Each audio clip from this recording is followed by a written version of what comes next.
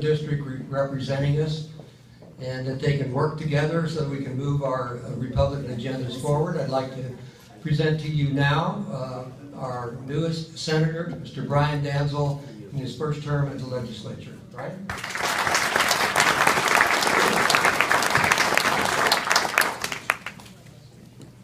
Well, I'm glad I finally got to meet a guy in radio, because I've been wanting to ask for like 30 years now. My mother's always said I had a face for radio, and I was wondering if you I got to thank everybody for putting this on, and what a turnout. It looks like we have the strength and the camaraderie and the same mutual goal to try and elect Republicans into office, and I think that's great. And as Mike said earlier, all indications show that the Republicans have a really good chance of taking back over the Senate on the federal level, and I think that's wonderful.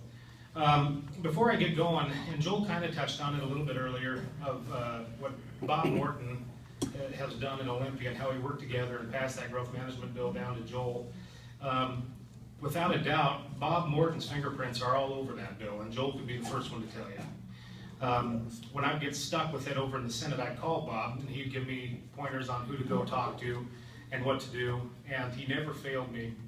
And so the first thing that I need to do is just thank and recognize Bob Morton for all his years of hard work.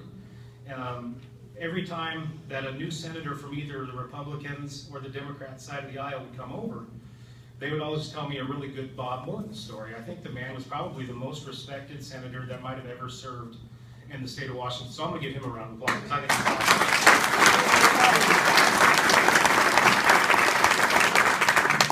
You know, I was very proud of the accomplishments that we had this year, but there's still a lot to build on. The Growth Management Act bill, opt-out bill, pardon me. Well, Joel and I hope Shelley, are going to be driving over to Olympia in a couple days to watch that get signed into law, which will restore private property rights in some counties, but it's not enough. We intend on going, full court press for private property rights for those that live in counties with more than 20,000 people. We understand that government planners don't have the right to tell us what to do with our private property, and I think that's a fundamental right and one that's worth fighting for. So we plan on knowing and recognizing and acknowledging that this is the first step. It's not the last. We'll keep on pushing now. The federal forest dollars going to schools was another win. About $700,000 in the 7th district, where the state will now get its hands out of that pot of money, and it'll go directly to schools. That's something that should have been happening for the longest time.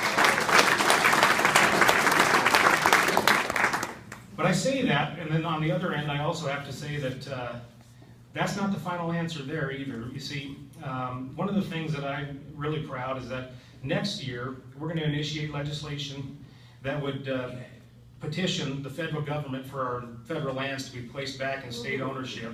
Let's get the environmentalists out of running.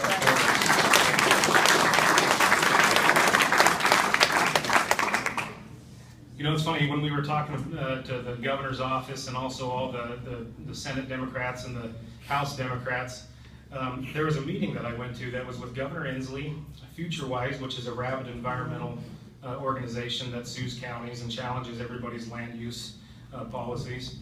And so I have to tell this story because it's interesting. FutureWise, I was talking about Ferry County, where I was born and raised and I lived my whole life. It's just south of Republic.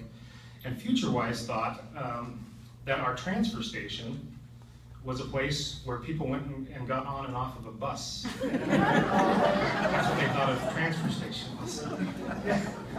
And then the governor didn't know what a planning commission did. He asked me, what does your planning commission do? Because I was trying to tell him, in smaller counties where it's all volunteer everything, and you all know people, I'm sure you probably are the same people that I will be talking about here, where you volunteer for very many different things. You might be on the planning commission or the school board or the this or that or the other, the Republican Party.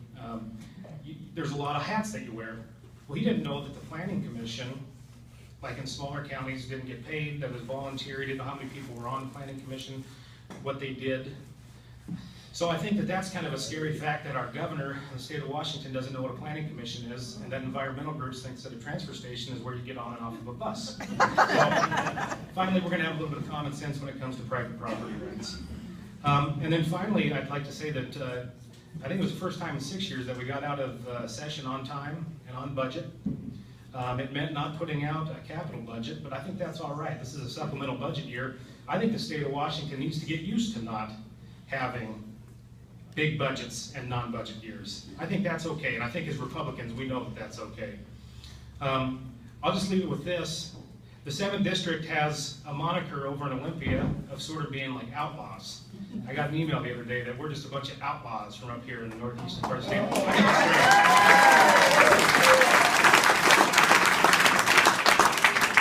great. And I really do want to say one more time just how big of an influence and how big of a man Bob Morton is. He really paved the way for everybody in the 7th. You're given a little bit more respect and you're given a little bit more leniency because Bob Morton served in that seat than you would if it was somebody else. So thank you very much. I really appreciate you having me here.